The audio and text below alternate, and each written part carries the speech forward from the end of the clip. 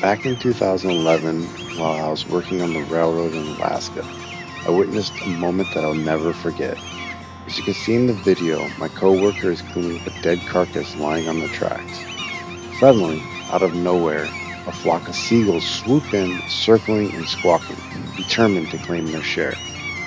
The chaos that followed was like something out of a nature documentary.